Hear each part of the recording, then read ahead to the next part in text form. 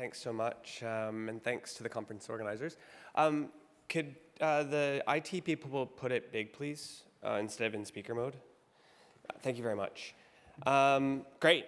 I'm really happy to be here to present some of the results from the Australian hepatitis C point-of-care testing program. Before I begin, I'd just like to acknowledge the traditional custodians of the lands of the work that this was done, the Bidjigal people of the Eora Nation, and recognize that those lands were never ceded, and all the lands on which this work was done, and pay my respects to elders past, present, and emerging.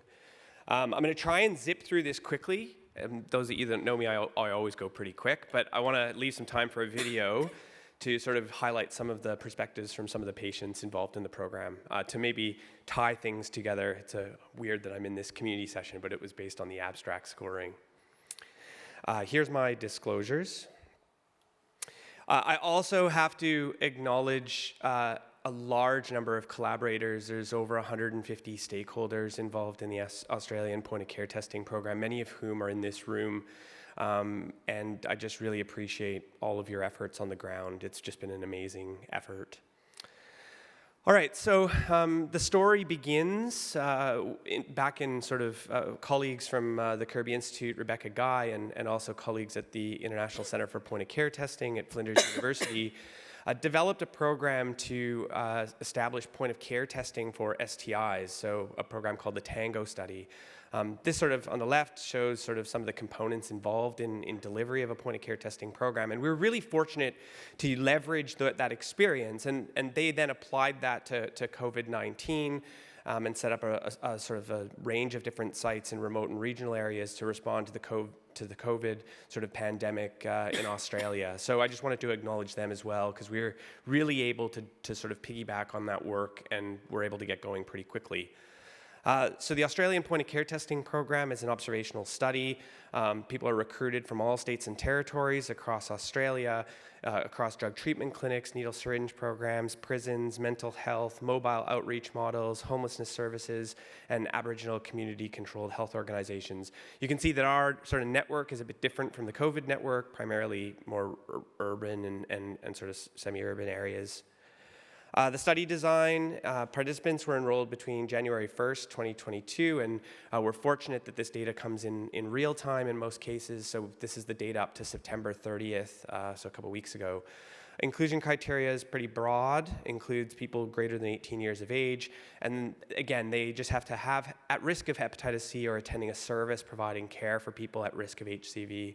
I'd also just like to give a special shout out, and I know Mimo Flynn is here in the audience, absolute legend, and has been really pivotal.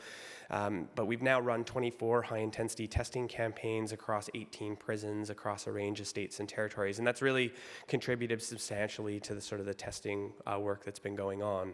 So the program includes standard operating procedures, logistics, deployment, setup of the GeneXpert point-of-care testing platforms, operator training, and a massive shout out to Corey Marcus and Sue Matthews and the team at the Flinders University International Center for Point-of-Care Testing. They've now trained up 355 operators to date. We have a quality assurance program run by the National Reference Lab with twice yearly blinded samples and monthly unblinded samples to make sure that the quality assurance is in place. We've got an IT connectivity system, so the results from the GeneXpert platforms are all sent in real time through to our database, and can also be sent in real time in an identified format back to the health departments for the notification of infections. And then we've also built a research and evaluation framework around this, and everybody completes a REDCap survey in the community, and in the prisons it's slightly different, and so we're able to do this in sort of a real-time monitoring. Testing is now based on self-reported status, so anybody that's never been told that they have hep C, including those that have received treatment, they receive point-of-care antibody testing with then immediate reflex point-of-care RNA testing among those that are antibody positive. And then if you've been previously told you have hep C, including those that have received treatment, everybody receives immediate point-of-care RNA testing. We've recently expanded the protocol to allow people to also just do antibody testing and then reflex lab-based or dry blood spot testing, and so that's happening as well, and same in that instance. All the point-of-care antibody testing is done using the INSTI HCV test with a time of 1 minute. minute, which was approved by our Therapeutics Goods Administration in May this year, or the HCV BioLine test with a result of 5 to 20 minutes. That's not approved. Point-of-care RNA testing is using the expert HCV viral load fingerstick testing, either a 2-module or 4-module platform, which is timed to 60 minutes, and that is approved. People with current hep C infection, and we've actually just expanded the protocol, but to allow people not with current HCV infection, but they can receive point-of-care HIV testing with the Abbott HIV combo early detect assay, or point-of-care hep B surface antigen testing with the Abbott determine 2 assay. Okay, so there's a range of different outcomes I want to share with you. I won't go through them because I'll just do it as we go. So in terms of the number of sites to date, we've now got 106 sites open. This includes 36 prison sites nationally. We've now tested nearly 32,000, or done 32,000 point of care tests as of a couple of weeks ago. Of those tested, just over 23,000. These data are actually as of June 30th, but of those, it's about 50-50. 49% have received testing in the community, and prevalence of current hepatitis C infection is about 10%. Of those that have received testing in the prison, about 15% have current hepatitis C infection.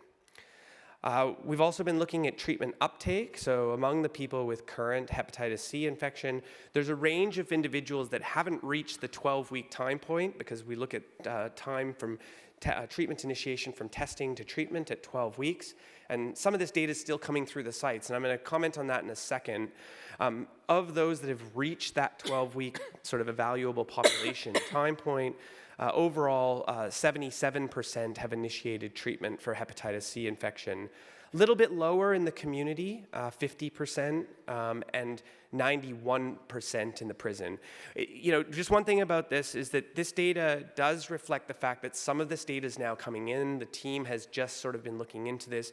They think that once we get all the data in from the sites, the treatment uptake in the community will probably be closer to about 60 to 65%. But I just want you to know this is all in progress. You're getting this in sort of real time, so we're working through all the data cleaning right now. But what's remarkable about the prison is that 91%, we ran a trial led by Andrew Lloyd and Yumi Sheehan and I and other colleagues, and the treatment uptake in that trial was 93%. So it's amazing the fidelity in a real world setting compared to a clinical trial setting. We also looked at factors associated with treatment uptake, just for those unfamiliar with odds ratios. So anything greater than 1 is an increased likelihood of having treatment uptake, and less than 1, less likely. So no difference really with age, gender, Aboriginal identity, maybe slightly lower treatment uptake in people who are homeless, but it wasn't 48% compared to 55%, but that wasn't statistically significant. Perhaps a little bit lower treatment uptake in those that had ever been in prison compared to never, but again, not statistically significant. No significant difference in OAT. So the one variable, I don't know if you can see, you can see it, I can't see it, but the one factor that was associated with a lower treatment uptake was injecting drugs in the past 30 days daily or more, so 44% compared to 60%. If you look at the treatments compared to the national treatments in Australia, the program now accounts for about 10% of all the treatments in Australia and about 25% of all of the treatment in the state of Queensland, which was one of the states that the Combi Clinic and many other partners have been working on in terms of some of the high-intensity testing campaigns. So just in conclusion, the Australian Hepatitis C point-of-care testing program has been able to leverage other existing point-of-care testing programs to quickly scale up testing at a range of sites nationally. On-site point-of-care testing has led to high treatment uptake across Australia, with lower treatment uptake in the community and higher treatment uptake in prisons. And in the community, greater than daily injecting drug use in the past month was associated with decreased treatment uptake. Massive thanks to everyone. It's been just an amazing journey. Again, thanks to all the partners. Massive thanks to the team, especially those that are here. David Silk, Simon Combin, Stephanie Davey, Samira Hosseini-Hushyar, Jake Abbott, Maria Martinez, the list goes on, Elise too. Just thank you so much to everybody. And I'll leave you with a short video to end, and I think that should get us just at about time. Thank you.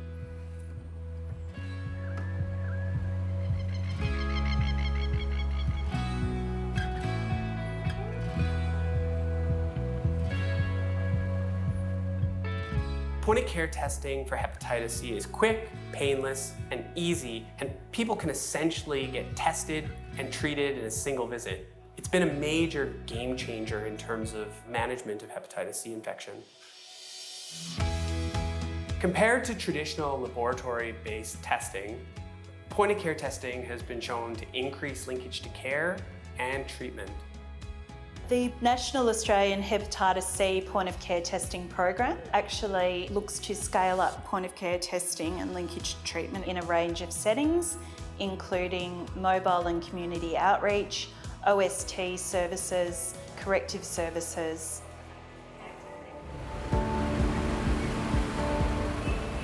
Tony was what got me over the line. I probably received the hepatitis C treatment, but Tony, he was what got me over the line.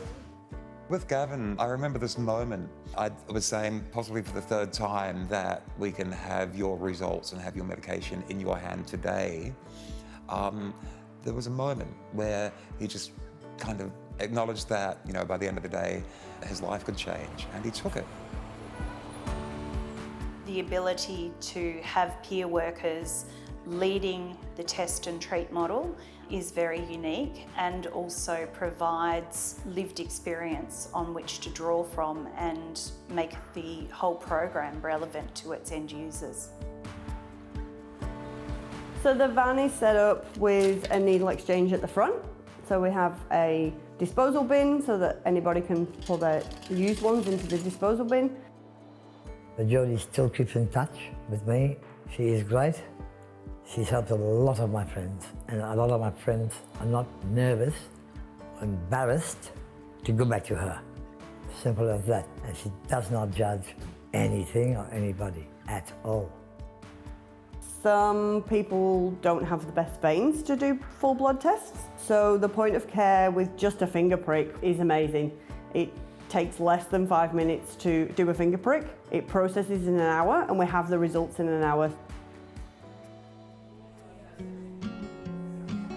In this program, we're contributing to developing, delivering and evaluating the point-of-care operator training and quality management within the hepatitis C point-of-care testing to ensure that we have accurate and safe diagnostic methods. Prisons are crucial for hepatitis C elimination efforts because they are a big chunk of the affected population, both in terms of carrying the burden of disease, but also ongoing transmission of the infection. What's made the high-intensity testing and treating programs such an effective solution has actually been the advent of point-of-care testing. So what point-of-care testing is really is somewhat of a disruptor to the traditional way with which we actually have dealt with bloodborne viruses. To date in the program, we've partnered with over 80 services to deliver point-of-care operator training to over 330 staff. Without our more than 150 stakeholders across government, healthcare providers, researchers, and industry, we could have never achieved what we've achieved over the past several years. In particular, the work by the affected community has been absolutely essential in advocacy for the delivery of point-of-care testing nationally. So the national testing program has really highlighted to us the importance of being part of a wider group. We learn so much from them. Being able to work in those dynamics with people who inject drugs and create change right there on the spot, you know, and you see it go through people's lives. It can touch, you know, so many other areas in a person's life.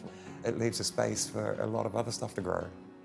So post-COVID and since implementation of the national program, New South Wales data shows that we are actually back on track to reach the elimination targets, not only by 2030, but by 2028.